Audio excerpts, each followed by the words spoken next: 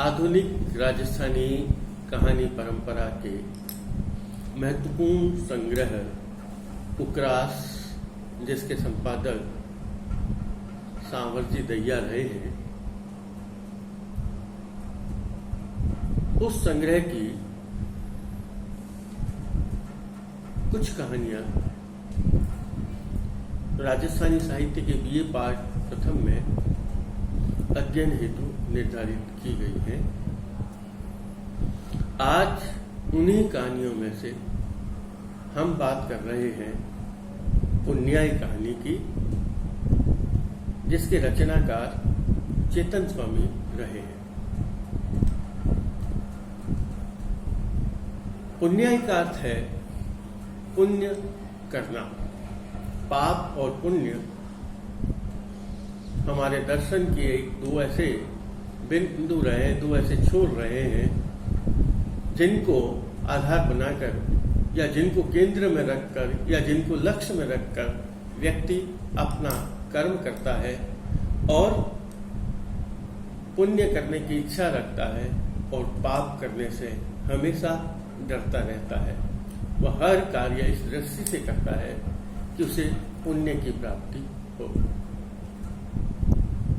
पुण्याई कहानी में भी यही पुण्य की विचारधारा को सामने लाया गया है, लेकिन कहानीकार की यह विशेषता है कि यह पुण्य, जो पुण्य कमाने वाला है या करने वाला है, वह अपने मन से नहीं करता, अपने हृदय से नहीं करता, बल्कि धर्म और पुण्य के नाम पर उसे वह कर्म करने के लिए दबाव डाला जाता है और वह पुण्य करवा लिया जाता है। इस कहानी के साथ एक और विचारधारा भी प्रकट हुई है, यह बात कहानी का सामने लाने में सफल रहा है, जहां हमारे समाज में दोहरे मापदंड है। और वो दोहरे मापदंड इसलिए कि जो मापदंड उच्च वर्ग के लिए है, उच्च जातियों के लिए है, साधन संपन्न लोगों के लिए है, वे मापदंड जो अपेक्षाकृत कम संपन्न साधन लोग हैं, साधन संपन्न लोग कम हैं, जो गरीब हैं, जो अनपढ़ हैं, या सामाजिक व्यवस्था से जिनको पिछड़े वर्ग में रखा गया है, वो उन लोगों को किस प्रकार यह उच्च वर्ग, चाहे वो किसी भी दृष्टि से हो, उसे वह किस प्रकार दबाने का प्रयास करता है, किस प्रकार उससे फायदा लेने का कार्य करता है, और जब उससे उनका स्वार्थ सिद्ध हो जाता है, तब वे उसे किस प्रकार अपने से अलग कर लेते हैं। स्वार्थ की साधना होने तक वे अपने से जोड़े रखते हैं, उसकी महानता का वर्णन करते हैं, लेकिन वही जब उनका उद्देश्य पूरा हो जाता है तो वे अपनी मूल विचारधारा पर आकर उस व्यक्ति को भला बुरा कहते हैं या उसे यह कह देते हैं कि तुम हमारे बराबर नहीं हो। वर्ग भेद की, चाहे उसका आधार कुछ भी रहे, यह वर्ग भेद की जो विचारधारा है, वर्ग भेद जो है, वो समाज की सबसे बड़ी बुराई है। और इससे जो निम्न वर्ग के लोग हैं, जो नीचे वर्ग के लोग हैं, जो उच्च वर्ग से अलग है, जो साधन विहीन है, वो लोग किस प्रकार कष्ट पाते हैं, उसका भी इस कहानी में वर्णन किया गया है। लेकिन सबसे बड़ी बात है कि यहाँ वे उच्च वर्ग के लोग, साधन संपन्न लोग, सुविधा संपन्न लोग, उन छोटे लोगों को, उन गरीब लोगों को धर्म का वास्ता देकर, पाप और पुण्य का वास्ता देकर उनसे वह अपना स्वार्थ सिद्ध कर लेते हैं। और ऐसा ही ये कहानी में भी, जिसके रचनाकार चेतन स्वामी है, उन्होंने इस पुण्याई कहानी में इसी प्रकार का एक वर्णन किया है, जहाँ उच्च वर्ग का व्यक्ति जो कार्य करता है, पुण्य करता है, तो वह पुण्य कहा जाता है और उसे उसका उचित लाभ भी मिलता है। और वही लाभ जब कोई दूसरा व्यक्ति जो नीचे के तबके से जुड़ा हुआ है, वह जब उस लाभ को प्राप्त करने की बात करता है तो उसे यह कहकर रोक दिया जाता है कि तुम इसके लायक नहीं हो। यद्यपि समाज में बहुत विकास हुआ है, विचारधारा में बहुत परिवर्तन हुआ है, लेकिन अभी भी वह विचारधारा किसी न किसी रूप में हमारे समाज में विद्यमान रही है और उसी विचारधारा को प्रस्तुत करने में यहाँ रचनाकार सफल रहा है। एक गांव का वर्णन है और उस गांव में लादू नाम का व्यक्ति है और उसके गांव के एक सरपंच है। वह सरपंच उस लादू नाम के व्यक्ति को एक बार उसके पास जाते हैं और उसे अपने पास गांव के मुख्य चौराहे पर जो पीपल का पेड़ है और उस पीपल के पेड़ के चारों ओर जो गट्टा बना हुआ है, उस गट्टे पर उसे अपने सामने बिठाते हैं। वह देखता है कि उसके सामने सभी गांव के लोग बैठे हुए हैं और वह सरपंच जो अब तक उसके पास जाने से भी डरता था या उसके स्पर्श भी नहीं करना चाह रहा था, आज सरपंच उसका हाथ पकड़कर उसे अपने साथ उस चबूतरे पर, पीपल के चबूतरे पर अपने पास बिठा देता है। लादू समझ नहीं पाता कि सरपंच आज इस प्रकार का व्यवहार उसके साथ क्यों कर रहा है। सरपंच उससे कहता है कि देख, गांव में पुण्य का अवसर आया है और बड़ी मुश्किल से यह पुण्य का जो काम हमारे सामने आया है और तू उसमें रोड़ा बन रहा है, तू उसके मार्ग में बाधक है। संसार में आज दिन तक किसी के भी काम नहीं रुके, तू फिक्र मत कर। यह जो भगवान है ना, वह इतना दयालु है, चींटी को भी कण भर देता है, हाथी को मण भर दे देता है और मनुष्य की कोई क्षमता नहीं कि वह सोचता है जो संसार में जो कुछ भी हो रहा है वो ईश्वर की इच्छा अनुसार ही हो रहा है। और ये जो पुण्य का कार्य है वो तो जिसके ऊपर भगवान की कृपा है उसे यह कार्य करने का मौका मिल जाता है। यह शरीर तो एक दिन चला जाएगा, लेकिन गांव रहेगा, इसकी प्रसिद्धि रहेगी, इसकी कीर्ति रहेगी, इसमें पुण्य किया गया कार्य रहेगा। सरपंच उसे इस प्रकार का ज्ञान देता है, लेकिन वह लादू समझ नहीं पाता कि यह ज्ञान उसे क्यों दिया जा रहा है। और जब उसे इस प्रकार से सरपंच कहता है कि आज गांव भर, पूरा गांव तेरी गरज कर रहा है और तेरे सामने देख रहा है, यदि तू हाँ भरेगा तो गांव का पुण्य जाग जाएगा, गांव के हाथ में पुण्य आ जाएगी। लादू चुपचाप इस अवस्था के सामने देख रहा है कि जिस गांव में उसे जूते पहनने का भी अधिकार नहीं, उस गांव में उसे सब उसकी तरफ देख रहे हैं और सरपंच उसके पास में बिठाकर बात करता है। वह सोचता है, जहाँ लेखक लिख रहा है, खैर वो तो भूल गयो पण सामाजिक अधिकार देवड़िया आज आख्या किया नीचर बैठ गया, सरपंची उनरे सागे गट्टा माथे बैठ गया। और अब सरपंच अपनी बात को जमता हुआ देखकर अपनी बात को आगे बढ़ाता है और वह कहता है कि गांव में एक बहुत पुण्य का कार्य हुआ है। वह समझ नहीं पाया कि वह पुण्य का कार्य क्या हो गया। तब वह सरपंच कहता है, अपने गांव में एक आदमी है, वो मगनीराम जी बैठे हुए, जो इस गांव के सबसे वृद्ध आदमी है, उनसे पूछो कि ये गांव में कभी कोई पुण्य का कार्य हुआ क्या।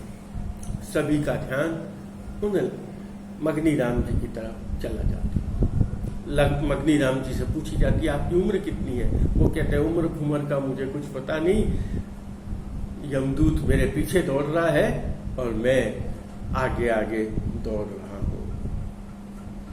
और उसने कहा कि अब वे पूछते हैं कि इनको भी यही पता है कि आज दिन तक इस गांव में कोई भी साधु आकर नहीं रहा, और लोग यदि कोई साधु आकर रहता भी था तो लोग उसे पत्थर मारकर या उसके पीछे कुत्ते छोड़कर उस साधु को भगा देते थे।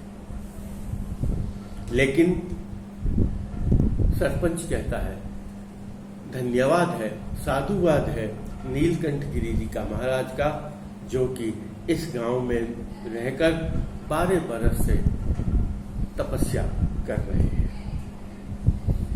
तभी सबका ध्यान एक नीम के नीचे बैठे हुए साधु महात्मा की तरफ जा रहा है और सरपंच अपनी बात को आगे बढ़ा रहा। वह कहता है देख भाई लालू, तुझे बुलाने का कारण यह है कि बाबा नीलकंठ गिरी इस गांव को बहुत प्रसिद्ध करना चाहते हैं, इसके पुण्य को जगाना चाहते हैं। फिर प्रश्नवाचक चिन्ह आकर खड़ा हो जाता है लादू के सामने कि नीलकंठ गिरी का, गांव का और मेरा आपस में क्या संबंध है। तब वह कहता है कि सरपंच कहता है नीलकंठ गिरी जी महाराज अपने गांव में समाधि लेना चाहते हैं। लादू कहता है बाबा की समाधि लेने में मैं क्यों बीच में आ रहा हूं, या मैं इतना महत्वपूर्ण क्यों हो गया हूं। मेरा कोई बाबा से संबंध लेना नहीं है, बाबा समाधि ले इस बात से मुझे ऐतराज नहीं। तब सरपंच कहता है हाँ एक अटकाव है, इसीलिए तुझे बुलाया है। और उसने कहा इसीलिए ये पूरा गांव तेरी गरज कर रहा है, तेरा नेवरा कर रहा है। और असल में यह काम आज तक भी कोई काम नहीं रुका है, ये काम भी नहीं रुकेगा, लेकिन तेरा हाँ भरना जरूरी है, क्योंकि यह कार्य तेरे कारण होगा। तो उसने कहा क्या बात है। उसने कहा कि इस पुण्य के कार्य में तू चूक मत। और वो कहता है, सरपंच यहां अपना मंतव्य प्रकट करता है और वो कहता है नीलकंठ गिरी ने यह मनसा दर्शाई है कि वह जो तेरा खेत है उस खेत में समाधि लेना चाहते हैं। इसलिए सरपंच कहता है कि तेरे पास तो ये 10 बीघा का छोटा खेत है और इस खेत में तू बाबा समाधि लेगा, इससे खेत में तू कितना पैदावार कर लेता है, तुझे इसके वाजिब पैसे भी मिल जाए। लादू ने इससे पूर्व ही बाबा की समाधि की बात को सुना था, लेकिन उसने यह निश्चय कर लिया था कि वह अपना खेत, अपनी जमीन इस समाधि के लिए नहीं देगा। वह जानता था उसकी जमीन बहुत महत्वपूर्ण है, शहर की ओर जाने वाली सड़क के मेन किनारे पर है और बहुत मौके की जमीन है। उसने कहा मेरे पास तो इतना छोटी सी जमीन है, मैं उसे कैसे दे सकता हूं, मेरा गुजारा कैसे होगा, मैं अपना जीवन यापन कैसे करूंगा। तब सरपंच कहते हैं तू उन्हें फिक्र क्यों करे, थारे वास्ते कोई दूजी जमीन रो जुगाड़ कर देसा, तू तो बस हाँ नारो उथड़ो दे, थने थारा वाजबी दाम मिल जासी और गांव रो काम बन जासी, थने पुण्य मिलसी जी को या। यह तो बहुत भाग्य की बात है कि तेरे भाग्य में यह पुण्य आया है कि बाबा तेरे लिए समाधि लेना चाहता है। यह बात सुनकर लादू के दिमाग में यह बात सब उसे बात का समझ नहीं आई, और वह जितना अभी तक सिमटना था वो और लाज से, डर से और ज्यादा सिमट गया, और मन में सोचने लगा ये बाबा ने क्या मनसा दर्शाई, समाधि लेनी, और वह भी समाधि उसके खेत में लेनी। और वह सोच नहीं पाया बाबा उसके खेत में समाधि लेना क्यों चाहते हैं। वह सरपंच को कहता है, सरपंच साहब मेरे से तो बड़ा आपका खेत है, और वो मेरे खेत से जुड़ता ही है, बाबा को वहां क्यों नहीं समाधि दिला दे। सरपंच जानता था यह बात उसके पास आएगी, इसलिए उसने पहले से उसका यह जवाब सोच रखा था, और उसमें भी वह ईश्वर का सहारा लेता है, भगवान के आदेश का सहारा लेता है, और वह कहते हैं यह कार्य जो है वह कार्य मनुष्य के चाहने से नहीं होता, यह तो ईश्वर की इच्छा है, और हमें उस ईश्वर की इच्छा को पूरा करना है। उसने कहा भगवान रो आदेश बाबे ने जिन छोड़ो जो है उन्हें आपा किया बदल सका, मारे खेत में समाधि लेवन रो आदेश हो तो पछे इतना मिनका सामे थारी गरज क्यों करता गेला। गांव राम है, गांव ने सब कुछ किया, और उस गांव के न्याय के सामने सरपंच ने जो चाहा वो हुआ, और लादू मना नहीं कर सका।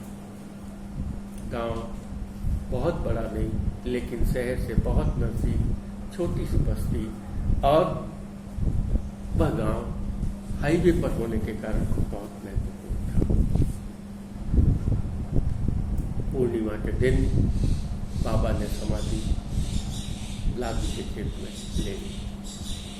बहुत धूम धड़ाका हुआ, लेकिन सरपंच के दबाव में कारण पुलिस थाना कहीं कोई रिपोर्ट नहीं हुई, और धीरे धीरे बाबा की समाधि जो अब तक कच्ची थी वो समाधि पक्की बन गई। और थोड़े दिन बाद लादू देखता है कि इस मेन सड़क पर लादू के खेत में लोगों की भीड़ जुट गई, और गाड़ियां आते जाते लोग रुकने लगे, बाबा की समाधि के फोटोएं छपने लगी, बाबा की फोटो छपने लगी, और धीरे धीरे देखते देखते वो कच्ची समाधि पर एक बहुत भव्य मंदिर बन गया। और जब मंदिर बना तो पास के शहर के लोगों ने एक मंदिर की कमेटी भी बना ली। अब रोज बाबा की समाधि पर जो भेंट पात्र था, उस भेंट पात्र में खूब धन दान आने लगा। दुकान, समाधि के चारों ओर दुकानें बन गई, होटलें बन गई, सब कुछ बन गया। एक सेठ जी ने धर्मशाला भी हुआ। अब लादू के सामने समस्या यह थी, बाबा ने समाधि ले ली, दुकानें खुल गई, व्यापार चलने लग गया, समाधि कमेटी के पास पैसा आने लग गया, लेकिन उसका क्या, उसके जीवन के साधन का क्या। अब थोड़े दिन में बारिश का मौसम आने लगा। वह देखता है सभी लोग अपने खेत में काम कर रहे हैं, फसलों के बोने की तैयारी कर रहे हैं, लेकिन वह सोचता है उसका तो खेत एक पुण्य के कार्य के लिए भेंट में दे दिया गया। वह अपने खेत का मूल्य भी लेना चाहता था, कीमत भी लेना चाहता था, लेकिन उसके समाज और जात के लोगों ने मना कर दिया, यदि तू गांव से इस समाधि के पैसे ले लेगा तो हमारी जात का बहुत हेटी लगेगी, लोग कहेंगे इतने पुण्य कार्य के लिए इसने पैसा ले लिया। इसलिए वह भी उसने नहीं किया। लादू सरपंच के पास जाता है कि मुझे दूसरी जमीन दे दो, लेकिन अब तक तो सरपंच भी उसकी बात को सुनने से मना कर देता। एक दिन वह सरपंच को पकड़ लेता है और उसने कहा कि सरपंच साहब, आप जमीन नहीं देते, लेकिन एक काम कर सकते, सरपंच समझ नहीं पाता, जमीन लेने के लिए जमीन है नहीं या वो देना नहीं चाहते, पैसा लेने के लिए तूने मना कर दिया, अब ये दूसरा काम क्या चाहता है। वह कहता है मुझे समाधि के पास एक दुकान दे दो। लादू की इस मांग को सुनकर सरपंच आश्चर्य में पड़ जाता और वो कहता है क्या तू मंदिर की समाधि के मंदिर के पास दुकान करेगा? तूने अपना परिवार देखा है, अपनी जात देखी है? लेकिन वो मन में ये बात सोचता है सरपंच, पर बात वह दूसरी कहता है और वह ये कहता है कि मुझे दुकान देने में कोई एतराज नहीं, लेकिन कमेटी ने उस दुकान देने के लिए नियम बना रखे। तब वो कहता है मैंने तो अपना बिना नियम ही जमीन दे दी थी, और उसका रूल तो जो आप बनाना चाहते हैं बने। और सरपंच कहता मैं अकेला कुछ भी नहीं कर सकता हूं। और वो कहते हैं समाधि कमेटी वालों ने कहा है हर एक दुकान का सालाना किराया 6,000 रुपये है और 10,000 रुपये एडवांस जमा कराना पड़ेगा, तेरे लिए कुछ रियायत कर सकते हैं। अब वह कहता है आपने अपने भांजे और सेठ जी को तो बहुत सारी जमीन दे दी। तब उसने कहा देख तू बराबर ही मत कर किसी से। सेठ जी ने दुकानें मंदिर के नाम लिखाई है, धर्मशाला बनवाई है, इसलिए यह कहकर अपनी बात को छुड़वाना चाहता है। सरपंच के इस व्यवहार को देखकर समझ नहीं पाता लादू कि वह क्या करे। अचानक उसके दिमाग में एक बात आती है और वह सरपंच का हाथ पकड़कर कहता है तो सुन लो सरपंच साहब, कान खोल और सुन लो। मैं थारी खेत में समाधि लेऊला, पर पूनम ने नी काले अमावस ने ही दौड़ी समाधि सु गांवरी पुण्याई बधेला। सरपंच झटको देर हाथ छुड़ाओ तो बोलियो इया कली बावली बाता नहीं करनी, धूड़ में दबर मरने में की साथ पुनी, थारो थोड़ो नेठावरा थारे से ठीक कर। यहां कहानीकार इस बात को कहना चाहता है कि जो अधिकार संपन्न लोग हैं, जो बाबा था उसने भी समाधि ली थी, मिट्टी में जीवित समाधि ली थी, मिट्टी में दब कर वह भी उसने भी अपने जीवन का अंत कर लिया था। और बाबा के जीवन के अंत को उनका उत्सव मनाया गया, मंदिर बनाया गया। लेकिन जब यह साधन विहीन व्यक्ति, गरीब व्यक्ति जब समाधि लेने की बात कहता है, तब भी यही कहता है सरपंच के धूड़ में मिट्टी में दब कर मरने में कोई साथ तेरे लिए ठीक करेंगे। यहाँ कहानीकार यह कहना चाहता है कि जो समाज में जो शोषित वर्ग है, जो निम्न वर्ग है, जो दबा हुआ वर्ग है, उसको सामाजिक दृष्टि से, आर्थिक दृष्टि से धर्म की आड़ में दबाने का निरंतर प्रयास किया जाता है। और हमारे समाज में जो पाप और पुण्य का विचार चलता है, उस पाप और पुण्य के विचारों की आड़ में उच्च वर्ग के लोग इन निम्न वर्ग के लोगों का शोषण मानसिक रूप से, सामाजिक रूप से और आर्थिक रूप से करते हैं, और फिर भी वास्तव में पाप और पुण्य का देते हैं। यही कहानी समझाने का प्रयास कहानी का चेतन स्वामी ने किया है। धन्यवाद।